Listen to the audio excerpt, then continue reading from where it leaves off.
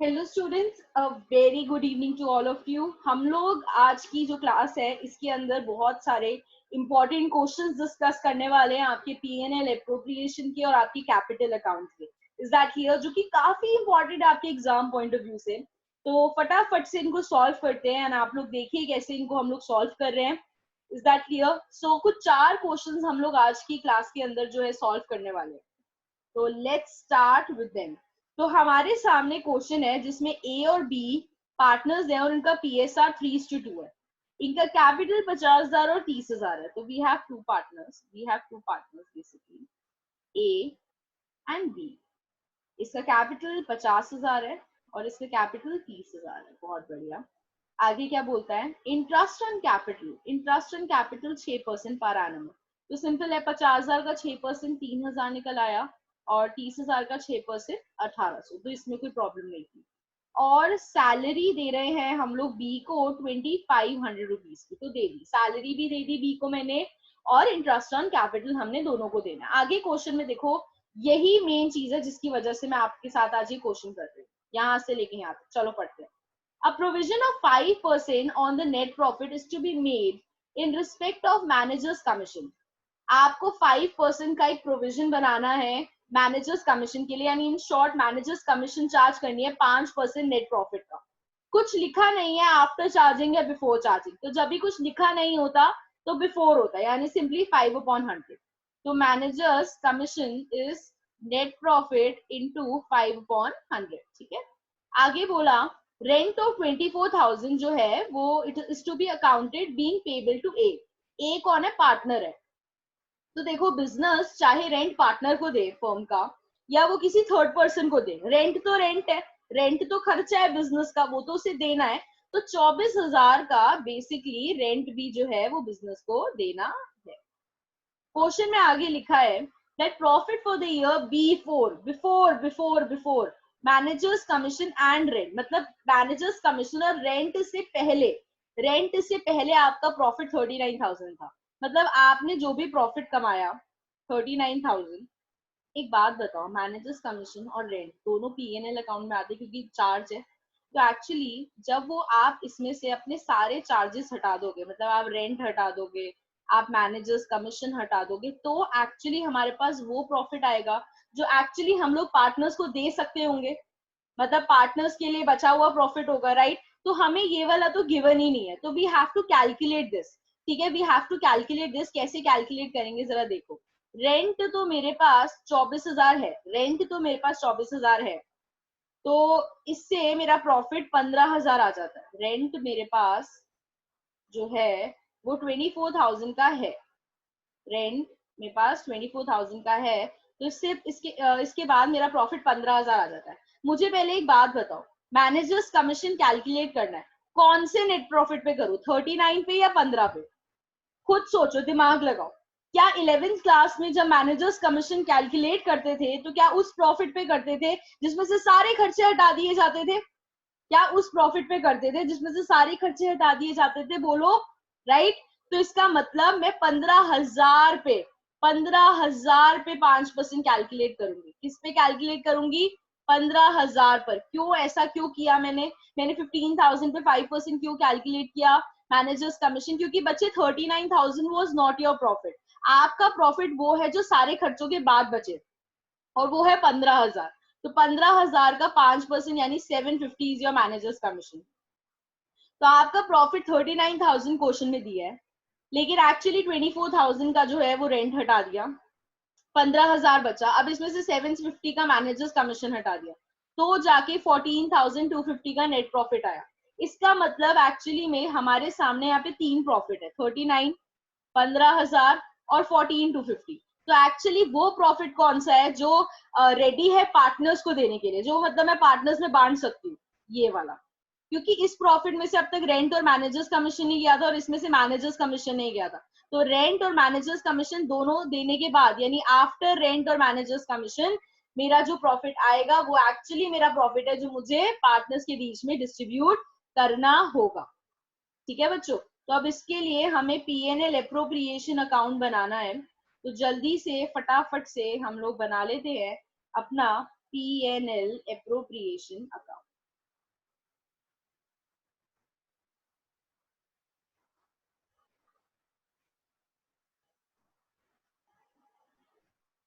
ये हमारा बन गया PNL एप्रोप्रिएशन। हाँ जी, तो बच्चे सबसे पहले तो मैं यहाँ पर अपना नेट प्रॉफिट लिखूंगी।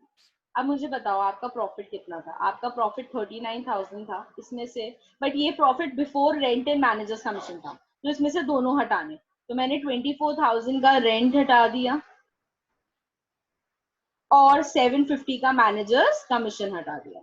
अब मेरे पास 14,250 जो प्रॉफिट आया है, क्या वो एक्चुअली वही प्रॉफिट है which is ready to be distributed among the partners, right? तो यहाँ पे कौन सा प्रॉफिट आएगा? 14,250 का। आई होप आपको समझ आएगा कि कैसे मैं 39,000 से सीधा 14,250 पे पहुंची। ये before managers commission, before rent दिया था, और मैंने कहा था यहाँ पर हम वो प्रॉफिट लिखते हैं जो पार्टनर्स को देने के लिए रेडी है, पार्टनर्स के बीच में बांटने के लिए रेडी है। तो एक्चुअली 39,000 वो प्रॉफिट नहीं था, मैंने उसमें से पहले अपने सारे चार्जेस खत्म किए, मैंने उसमें से रेंट दिया, मैनेजर्स कमीशन दिया, देने के बाद मेरे पास जो प्रॉफिट आया, अब मैं इसमें से जो भी मुझे पार्टनर्स को देना है वो मैं दे सकती हूँ। तो जरा देखते हैं क्या क्या देना है पार्टनर्स को। इंटरेस्ट ऑन कैपिटल देना है, इंटरेस्ट ऑन कैपिटल देना है ए को और बी को। ए को देना है 3,000 और इसको बी को देना है 1,800, तो ये टोटल हो गया 4,800। उसके बाद आप लोगों को सैलरी देनी है, लेकिन सिर्फ बी को देनी है, तो बी इज कैपिटल। कहाँ दोगे इनको? इनकी कैपिटल में डालोगे, राइट? तो ये देनी थी आपको 2,500। ये सब देने के बाद बच्चों आप लोगों के पास देख लेते हैं कि कितना प्रॉफिट बच गया है। तो आपके पास 6,950 का जो है डिविजिबल प्रॉफिट बच गया है। अब ये किस में बांटोगे? ए और बी में बांटोगे। किस रेशियो में बांटोगे? 3:2 में। तो कैसे बांटोगे? 6,950 इंटू 3/5, और इसको 6,950 इंटू 2/5 बांट देंगे। ठीक है, मैं आपको बता देती हूँ कि कितना आएगा। ये आ जाएगा 4,170 और ये आ जाएगा 2,780। ठीक है बच्चों, तो ये हमने हमारा PNL एप्रोप्रिएशन अकाउंट बना लिया। अब पता है क्या बनाना है? अब बनाना है जल्दी से कैपिटल अकाउंट। ठीक है, ये सारा चीज आप वर्किंग नोट में शो कर दीजिएगा। ठीक है, अभी मैं इसे हटा रही हूँ क्योंकि मुझे यहाँ पे कैपिटल अकाउंट, फटाफट से कैपिटल अकाउंट बना लेते हैं। ओके, क्योंकि इसमें क्वेश्चन में बोला है to prepare PNL appropriation account and partners capital account। Partners capital account भी बना लेते हैं।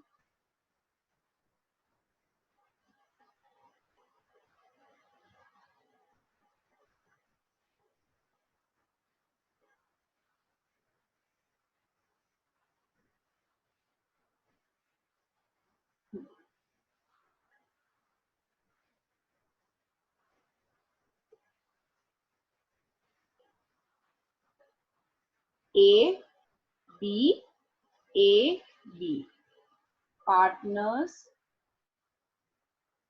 capital account debit credit particulars.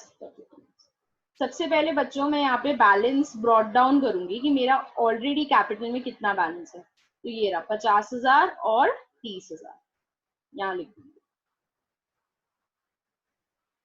अभी सबसे पहले क्या दिया? IOC दिया, तो इंटरेस्ट ऑन कैपिटल लिखा जाएगा 3,000 और बी को 1,800।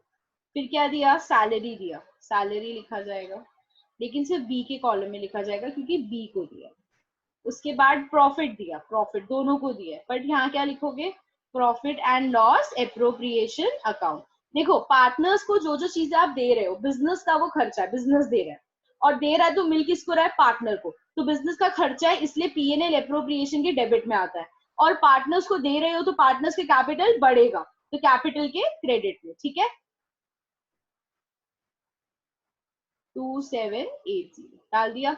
और कोई भी ड्रॉइंग्स या कुछ भी ऐसा और तो था नहीं, तो इसका मतलब आप सिंपली इसका बैलेंस कैरी डाउन कर सकते, क्योंकि और कोई भी चीज इस क्वेश्चन में मुझे प्रोवाइडेड नहीं है। तो लेट्स कैलकुलेट ए का बैलेंस पहले। 50,000 plus 3,000 plus 4,170, 57,170 is A's balance, और बी का बैलेंस 30,000, 1,800, 2,500, 2,780।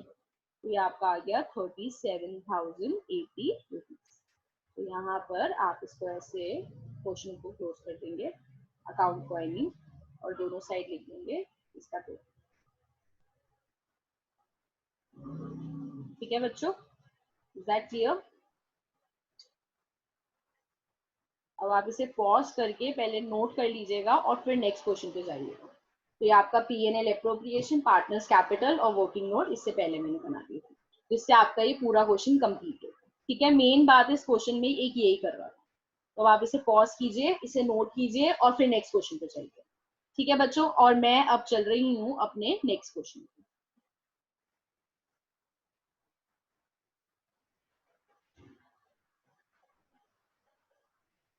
ये आ गया मेरा second question.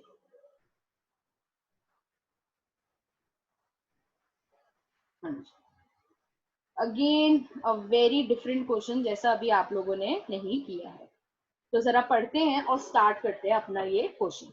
A B C partners हैं, इनका कैपिटल 50,000, 50,000 और 1 लाख है। तीन पार्टनर्स हैं और इनका कैपिटल जो है 50, 50 और 1 लाख है।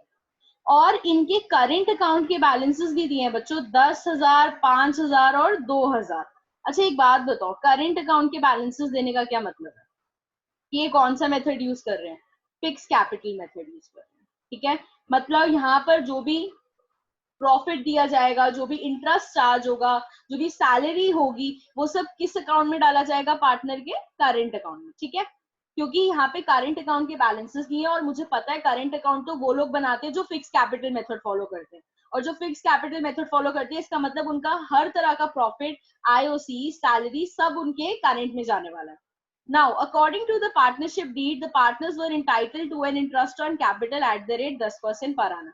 तो पार्टनर्स को क्या क्या देना है? आईओसी देना है 10% के हिसाब से। सी बीइंग द वर्किंग कैपिटल, उसको सैलरी मिलने वाली है 12,000 रुपए पर एनम। प्रॉफिट को आप कुछ इस तरह से डिवाइड करेंगे, मैं अभी इस बात को नहीं पढ़ रही, मैं तब पढ़ूंगी जब मेरा प्रॉफिट बचेगा। ठीक है बच्चों, तो जल्दी से सबसे पहले कैलकुलेट कर लेते हैं हम लोग फटाफट से हमारा इंटरेस्ट ऑन कैपिटल तीनों का, ए का, बी का और सी का। कैपिटल बताओ, इसका 50,000 है, इसका 50,000 है, इसका 1 लाख है। तो 10% के हिसाब से इसका जो है आईओसी वो 5,000 बनता है, इसका भी 5,000 बनता है क्योंकि ये 50,000 है, और इसका 10,000 बनता है। खत्म कहानी। और क्या देना है? सी को सैलरी देनी है 12,000, बस, और तो किसी को कुछ नहीं देना। चलो फटाफट से जल्दी से हम लोग बना लेते हैं हमारा पीएनएल एप्रोप्रिएशन अकाउंट, जल्दी से बिना टाइम वेस्ट किए। ये हमारा PNL,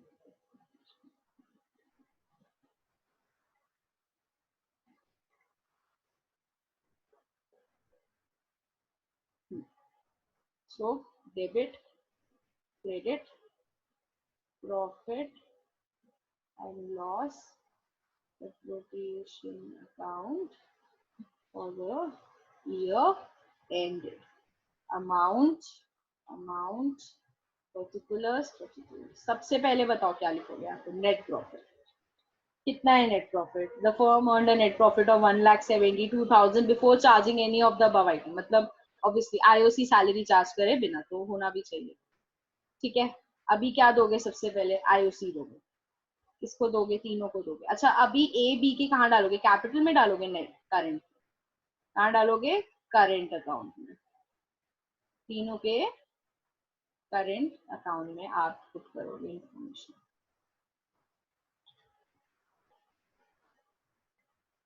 A's current account, B's current account और C's current account। A को कितना दोगे? 5,000 दोगे, इसको कितना दोगे? 5,000 दोगे, इसको 10,000 दोगे, तो टोटल आपका 20,000 आ गया।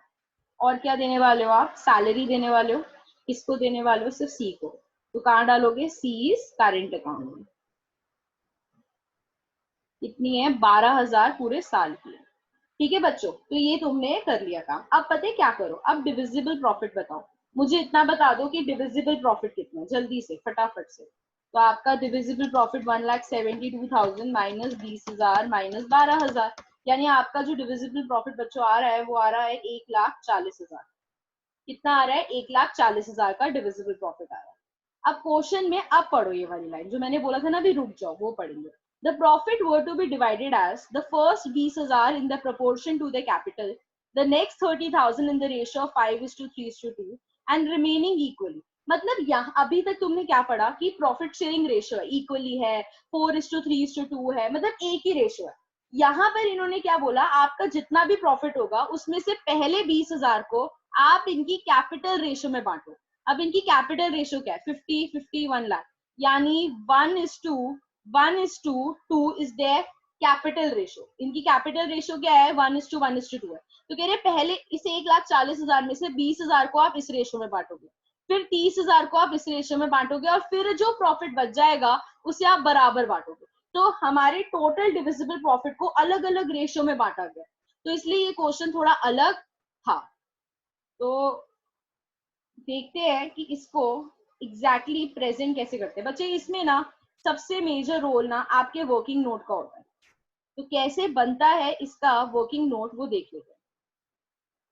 मैं कुछ इस तरह से करूंगी, लिखूंगी यहाँ पे तीनों पार्टनर्स का नाम, ए बी सी, ठीक है, तीनों का मैंने नाम लिख दिया, और एक कॉलम में और बनाऊंगी और यहाँ लिखूंगी प्रॉफिट्स। उन्होंने मुझे क्या बोला, आप 20,000 बांटिए किस रेशियो में? कैपिटल रेशियो में, यानी 1:1:2, है ना। तो 20,000 को मैं पहले 1:1:2 में बांट देती हूँ, यानी 5,000, 5,000 और 10,000, ठीक है। फिर इन्होंने मुझे क्या बोला, 30,000 को 5:3:2 में, तो वो भी बांट देती हूँ। 30,000 को 5:3:2 में बांट दिया, तो 15,000, 9,000 और 6 बांट दिया। अब बोला जो बच जाए, बचेगा कैसे? देखो 1,40,000 में से आपने 20 बांट दिए, 30,000 बांट दिए, तो बचे कितने? 1,40,000 माइनस 50,000, राइट। 20,000 बांट दिए, 30,000 बांट दिए, तो बचे कितने? बचे 90,000।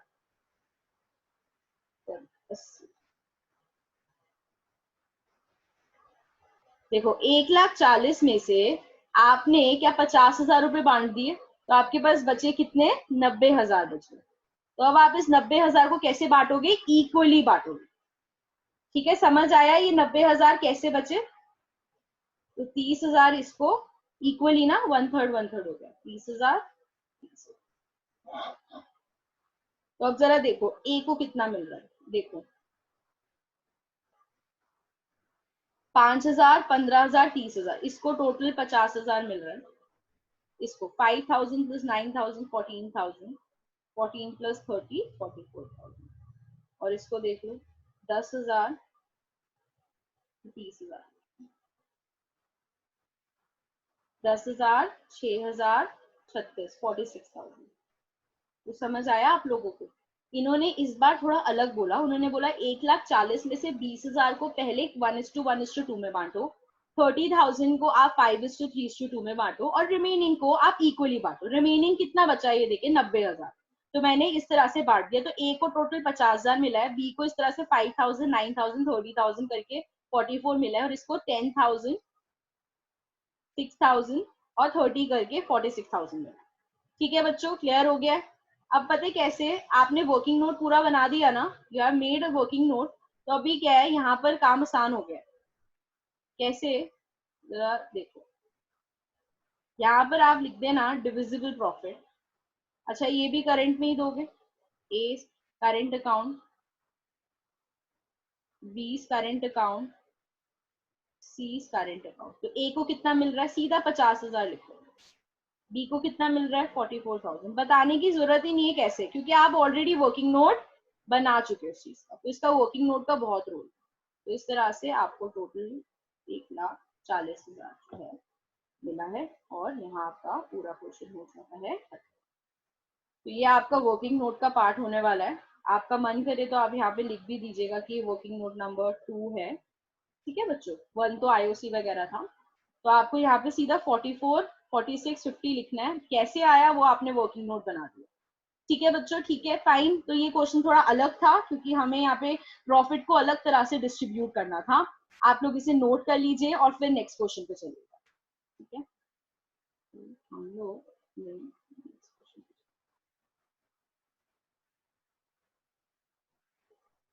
हमारा थर्ड क्वेश्चन जो कि काफी अलग और काफी इम्पोर्टेंट है। तो जरा देखिए,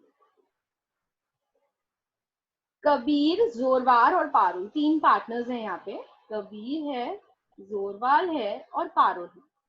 इनकी रेशो 5:3:2 है।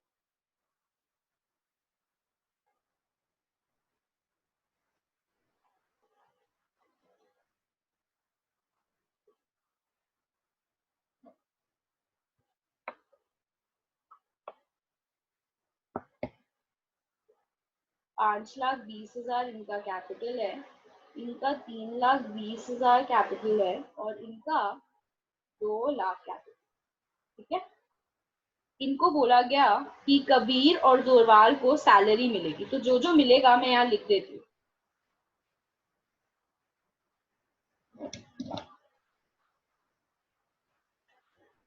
24,000 सैलरी, और पारुल को कमीशन मिलेगा 2%, 2% ऑफ सेल्स। ये देखिए, ये रही सेल्स, 50 लाख की सेल्स है, तो सेल्स का 2% मिलेगा। तो 50 लाख का 2% मिलेगा, यानी 1 लाख। और आईओसी 5% पर एनम के हिसाब से, और आईओडी 5% के हिसाब से। 10% of the divisible profit is to be transferred to general reserve. तो आपको 10% जो प्रॉफिट है वो जनरल रिजर्व में ट्रांसफर करना होगा। Is that clear? 10% of the profit is to be transfer to the general reserve. ठीक है बच्चों, तो वो हम लोग ट्रांसफर कर देंगे।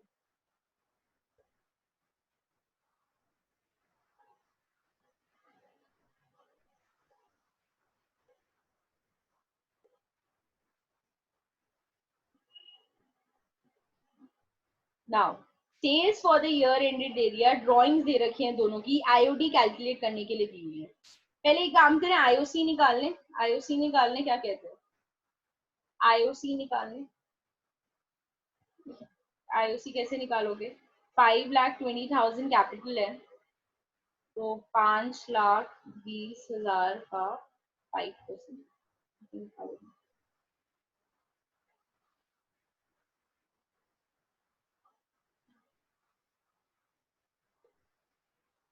इसका 3,20,000 इंटू 5%, और इसका 2 लाख इंटू 5%।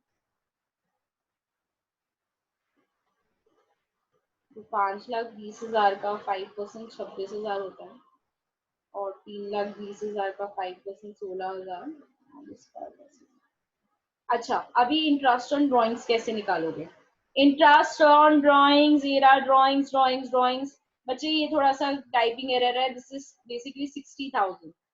ठीक है, ये 60,000 रुपीज है, ये पता नहीं एक जीरो इनसे एक्स्ट्रा राइट हो गया है। This is 60,000। ठीक है, तो interest on drawings 60,000, drawings is 60,000 each of the partners. तो तीनों पार्टनर्स का 60,000 रुपए, तीनों पार्टनर्स का 60,000 रुपए। तो कुछ बताया नहीं है कब ड्राइंग करी है, तो तीनों ने 60,000 रुपए बिजनेस से निकाले हैं। ये बात बताई गई है कि तीनों ने 60,000 रुपए बिजनेस से निकाले हैं, पर ये नहीं बताया कब निकाले। तो जब नहीं बताया होता तो हम एवरेज पीरियड 6/12 का लेते हैं। तो यहाँ पे भी सेम तरीके से होगा और यहाँ पे भी सेम तरीके से होगा। तो इसे सॉल्व करके बच्चे इंटरेस्ट ऑन ड्राइंग्स 1,500 आ जाएगा। यहाँ पे भी 1,500, यहाँ पे क्योंकि क्योंकि तीनों की ड्राइंग 60,000 थी और तीनों ने डेट नहीं बताई थी, राइट? तीनों की ड्राइंग 60,000 थी और तीनों ने ही मुझे डेट प्रोवाइड नहीं की थी।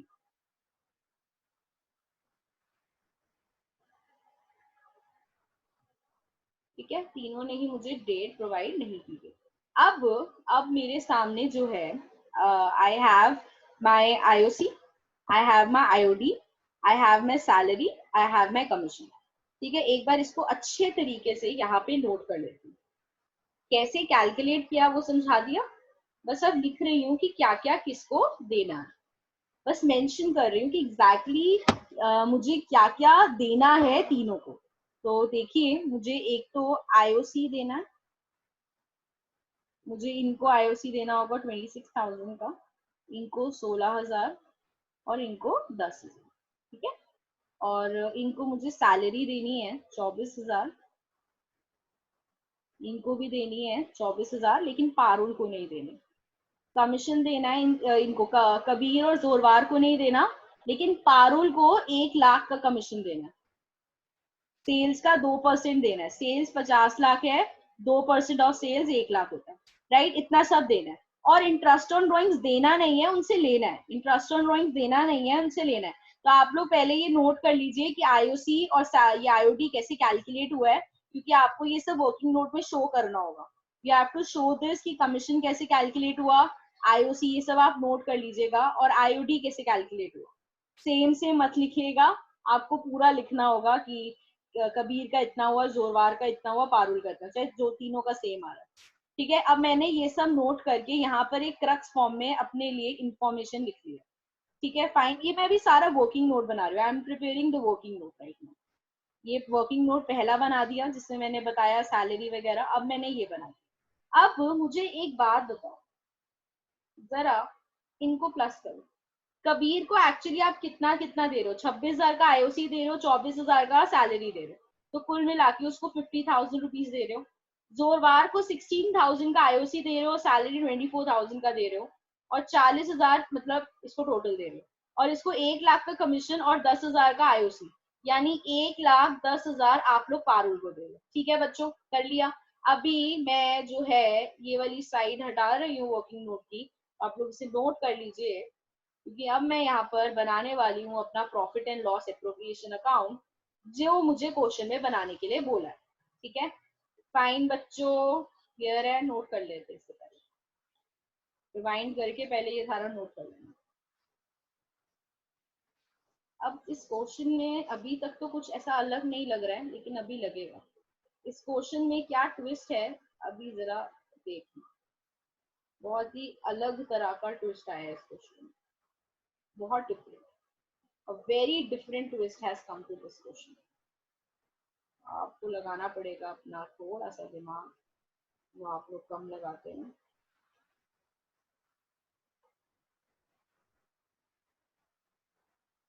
हाँ जी बच्चों, सबसे पहले आप लोग अपना नेट प्रॉफिट लिख लीजिए। नेट प्रॉफिट 1,55,500 लिख दिया। अच्छा, इंटरेस्ट ऑन ड्रॉइंग्स अभी कैलकुलेट किया था तीनों का, कबीर का, जोरवार का। अच्छा, यहाँ पर कोई करंट का कोई हिंट नहीं है, तो ये कैपिटल में डालूंगी मैं तीनों के।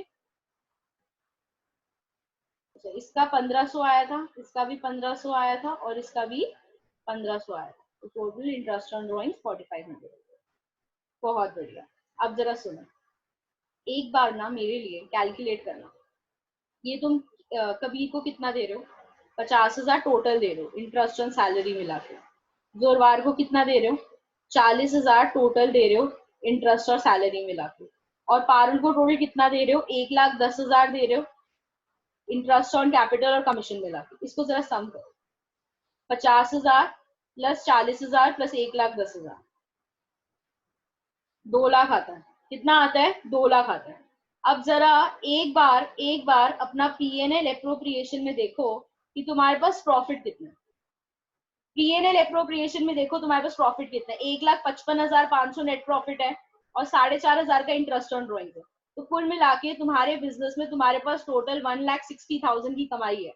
तुम्हारे पास, ध्यान से सुनना, तुम्हारे पास इस बिजनेस में टोटल 1,60,000 रुपए की कमाई है, पर तुम्हें एक्चुअली पार्टनर्स में प्रॉफिट कितना बांटना है, 2 लाख। मेरे पास कमाई 1,60,000 है, लेकिन पार्टनर्स में मुझे कितना बांटना है, 2 लाख प्रॉफिट बांटना है। क्या IOC, क्या सैलरी, क्या कमीशन, एप्रोप्रिएशन होता है। एप्रोप्रिएशन का मतलब जितना प्रॉफिट, जब प्रॉफिट तभी दूंगी, जितना प्रॉफिट है उतना ही दूंगी, राइट। राइट, एप्रोप्रिएशन है। मेरे पास प्रॉफिट 1,60,000 का है, लेकिन मुझे जो चीजें पार्टनर्स को देनी है, यानी जो अप्रोप्रिएशन है, जो पार्टनर्स को आईओसी सैलरी कमीशन देना है, वो टोटल 2 लाख देना है, जिसमें से 50,000 कबीर को देना है, जोरवार को मुझे 40,000 देना है और पारुल को मुझे 1,10,000 देना है। तो अब थोड़ी प्रॉब्लम आ गई है क्योंकि आपके पास प्रॉफिट कम है और अप्रोप्रिएशन ज्यादा है। तो अब आप क्या करेंगे जरा देखिएगा। अब आप क्या करेंगे थोड़ा सोचिएगा। बेसिकली अब मेरे को सबसे आसान तरीका क्या लगता है देखना। मैं क्या करूंगी, मैं बड़ा आसान तरीके से इसको करने वाली हूँ। मुझे बता दो कि ये इनका आपस में रेशियो क्या है। मुझे बता दो कि ये कबीर का, जोरवार का और ये पारुल का, इनका आपस में रेशियो क्या है, जो जो चीजें इन्हें मिल रही है। 50,000 इसको मिल रहा है, 40,000 इसको मिल रहा है, 1,10,000 इसको मिल रहा है। ऐसा ही है ना, जितना भी आपने मुझे आईओसी सैलरी करके बोला, उस हिसाब से कबीर को 50,000 मिल रहा है, जोरवार को 40,000 मिल रहा है और इसको 1,10,000 मिल रहा है। इनका रेशियो बताओ, इनका रेशियो बताओ कितना होता है। 50,000, 40,000, 1,10,000, तो इसका रेशियो बनता है 5:4:11। मतलब इनका आपस में जो रिलेशन है चीजों को बांटने का, जो इन्होंने, इनका जो टोटल अप्रोप्रिएशन 2 लाख था, इन्होंने इसको किस तरह से बांटा हुआ है, 5:4:11। तो अब पता है मैं क्या करूंगी, मैं अब इनको 50,000, 40,000 और 1,10,000 नहीं दे सकती। क्यों? क्योंकि मेरे पास इतना पैसा ही नहीं है, मेरे पास इतनी इनकम ही नहीं है, मेरे पास इतना 2 लाख। क्योंकि इसको 50, इसको 40, इसको 1,10,000 देने के लिए मेरे पास 2 लाख रुपए होने चाहिए, जबकि मेरे पास 1,60,000 है। लेकिन हाँ, मैं इनको 1,60,000 ही दे सकती हूँ, 2 लाख नहीं दे सकती। लेकिन इनको जिस तरीके से अभी मिल रहा है, जैसे इसको 5 मिल रहा है, इसको 4 मिल रहा है, इसको 11 मिल रहा है एक हिस्से का, तो इनको आज भी इतना ही मिलेगा। लेकिन फर्क क्या है, 1,60,000 का मिलेगा। तो मैं सिंपली यहाँ पर क्या करने वाली हूँ, डिविजिबल प्रॉफिट कबीर, जोरवार और पारुल, इसको देने वाली हूँ 1,60,000 इंटू इनकी। अब मैं इनको इस रेशो में, इनकी प्रॉफिट शेयरिंग रेशो मुझे पता है अलग है, इनकी प्रॉफिट शेयरिंग रेशो 5:3:2 है, वो अलग है। लेकिन एक्चुअली में प्रॉब्लम यहाँ पर ये है कि यहाँ पर मेरे पास तो प्रॉफिट कम है और अप्रोप्रिएशन ज्यादा है। तो मैंने सोचा कि प्रॉफिट देने की तो बारी ही नहीं आएगी, ये आईओसी सैलरी देने में काम खत्म हो जाएगा। तो मैं इनको यही सब चीजें देने वाली हूँ, लेकिन इनकी किस रेशो में, जिस रेशो में इनको अब तक मिल रही थी। इनको ये आईओसी सैलरी कमीशन कंबाइन करके 5:4:11 में मिल रहा था, तो इनको आज भी इतना ही मिलेगा। लेकिन फर्क क्या है, पहले इनको 2 लाख में से 5:4:11 में मिल रहा था, इसका 50, इसको 40, इसका 1,10,000।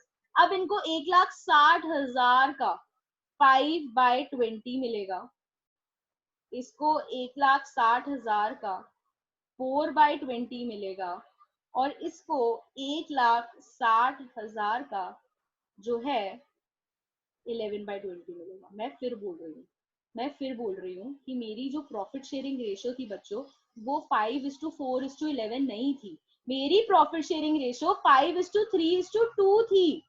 क्वेश्चन में मुझे जो प्रॉफिट शेयरिंग रेशियो दे रखी है, वो क्या दे रखी है, 5:3:2 दे रखी है। लेकिन मैं अपने इस 1,60,000 को इसमें क्यों बांट रही हूँ? क्यों? क्योंकि एक्चुअली में आपने बोला कि कबीर को 50,000 मिलना चाहिए आईओसी और सैलरी मिला के, जोरवार को 40,000 मिलना चाहिए आपका आईओसी और सैलरी मिला के, और पारुल को 1,10,000 मिलना चाहिए आपका आईओसी और कमीशन मिला के। तो एक्चुअली में ये सब देने के लिए मेरे को 2 लाख का प्रॉफिट चाहिए, मेरे पास 2 लाख नहीं है। तो आपका ये जो भी अमाउंट है आईओसी का या सैलरी का, मैं सिर्फ 1,60,000 दे सकती हूँ। तो मैं 1,60,000 दे सकती हूँ, तो मैं किस रेशो में दूंगी, जिस रेशो में इनको अपना आईओसी वगैरह सब मिल रहा था, जो कि 5:4:11 थी। तो इसलिए मैं इसको इस रेशो में बांट रही हूँ।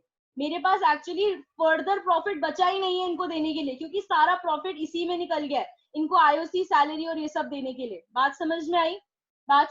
मैंने यहाँ पर अपना ये वाला रेशो इस्तेमाल क्यों नहीं किया, क्योंकि ये रेशो उन प्रॉफिट्स के लिए है जो आईओसी सैलरी सब देने के बाद बचेगा। पर यहाँ पर तो आईओसी सैलरी कमीशन देने के लिए प्रॉफिट नहीं था उतना, आईओसी सैलरी कमीशन देने के लिए ही मेरे पास इतना प्रॉफिट नहीं था। तो मैंने क्या किया, मैंने बोला कि अच्छा एक बात बताओ, इनको ये सब आईओसी सैलरी जो भी ये सब चीजें इनको किस रेशो में मिल रही है। तो देखा तो 50-40 1,10,000 यानी 5:4:11 में मिल रही है। तो मैंने कहा ठीक है, मेरे पास 1,60,000 है, तो मैं इस 1,60,000 को इस रेशो में बांट देती हूँ, जिससे इनका आपस में कोई भी नुकसान ना हो। ठीक है, तो बस मैंने यहाँ पे क्यों 5:4:11 में बांटा है इसको, आई रियली होप आपको क्लियर हो गया होगा, क्योंकि मैम ये रेशो तो उसके लिए है जब प्रॉफिट बचेगा, प्रॉफिट बचा ही नहीं है, प्रॉफिट बचा ही नहीं है, क्योंकि इंटरेस्ट सैलरी कमीशन देने के लिए प्रॉफिट नहीं था, तो ये मैंने एक्चुअली में प्रॉफिट नहीं बांटा, बल्कि प्रॉफिट को इंटरेस्ट सैलरी कमीशन के फॉर्म में दिया। ठीक है बच्चों, तो आप इसे कैलकुलेट कर देंगे, ये 40,000 आ जाएगा।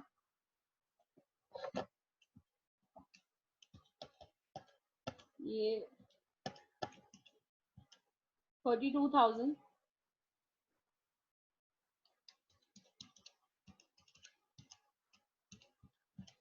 88,000। ठीक है बच्चों, फाइन। इन केस अभी भी अगर आपका कोई डाउट रह गया होगा तो आप मुझे कॉल करके पूछ सकते हैं, नहीं तो हम लोग कल की क्लास में इसके डाउट्स डेफिनेटली लेंगे। अब एक बात और सुनो, आपके क्वेश्चन में एक और पॉइंट दिया था, 10% of the divisible profit is to be transfer to general reserve. मुझे एक बात बताओ, डिविजिबल बचा भी, डिविजिबल प्रॉफिट तुम लोगों के पास बचा भी है? तुम्हारे पास तो आईओसी सैलरी कमीशन देने के लिए प्रॉफिट नहीं था, उसी को बड़ी मुश्किल से दे पाए हो तुम लोग, पूरा भी नहीं दिया, तो तुम्हारे पास तो प्रॉफिट बचा ही नहीं है, तो जनरल रिजर्व में भी नहीं डाल सकते। देखो डिविजिबल प्रॉफिट, मैंने क्या, ये डिविजिबल प्रॉफिट नहीं है, ये बेसिकली प्रॉफिट ट्रांसफर किया है मैंने, जो भी 1,60,000 था उसको 5:4:11 में बांटा है, जो कि एक तरीके से आईओसी सैलरी और कमीशन ही दिया है मैंने। ठीक है बच्चों, इज दैट क्लियर? पर मेरे पास उतना प्रॉफिट नहीं है, इस वजह से मेरे को इनको इस रेशियो में बांटना पड़ा। तो इन शॉर्ट आप अपना इंटरेस्ट वगैरह भी पूरा नहीं दे पाए थे, आपका इंटरेस्ट वगैरह सबका 2 लाख था, पर आप 1,60,000 ही दे पाए, तो आप अपना ये इंटरेस्ट सैलरी कमीशन ही नहीं दे पाए पार्टनर्स को। तो जब आप इंटरेस्ट सैलरी कमीशन ही नहीं दे पाए पार्टनर्स को, तो आपके पास तो डिविजिबल प्रॉफिट बचा ही नहीं होगा ना। और जब आपके पास डिविजिबल प्रॉफिट बचा ही नहीं है बच्चों, तो आपके पास जनरल रिजर्व कहाँ से डालोगे? क्योंकि उन्होंने बोला था कि जनरल रिजर्व, डिविजिबल प्रॉफिट का 10% जनरल रिजर्व में डालो। जब मैम डिविजिबल प्रॉफिट ही नहीं है तो जनरल रिजर्व कैसे डालू? तो इन शॉर्ट यहाँ पर आपका जनरल रिजर्व में कुछ भी ट्रांसफर नहीं होगा, आपका एक बेसिक सा क्वेश्चन यहीं पे सॉल्व हो गया। सिंपली इसी को मैंने 5:4:11 में बांट दिया, और क्यों बांटा है आपको बहुत अच्छे से क्लियर है। तो ये आपका थर्ड क्वेश्चन भी जो है सॉल्व हो चुका है। आप लोग इन 3 क्वेश्चंस को पहले देखिए, जो नेक्स्ट फोर्थ क्वेश्चन है हम नेक्स्ट क्लास की बिल्कुल स्टार्टिंग में उस क्वेश्चन को सॉल्व करेंगे। एंड तब तक के लिए आप इन क्वेश्चंस को अपने रजिस्टर्स में नोट डाउन कीजिए, इसको देखिए, और अगर कोई डाउट होता है तो मुझे बताइए, नहीं तो हम लोग क्लास में कल ले लेंगे आपके इन क्वेश्चंस के डाउट्स। ठीक है बच्चों? Okay, thank you.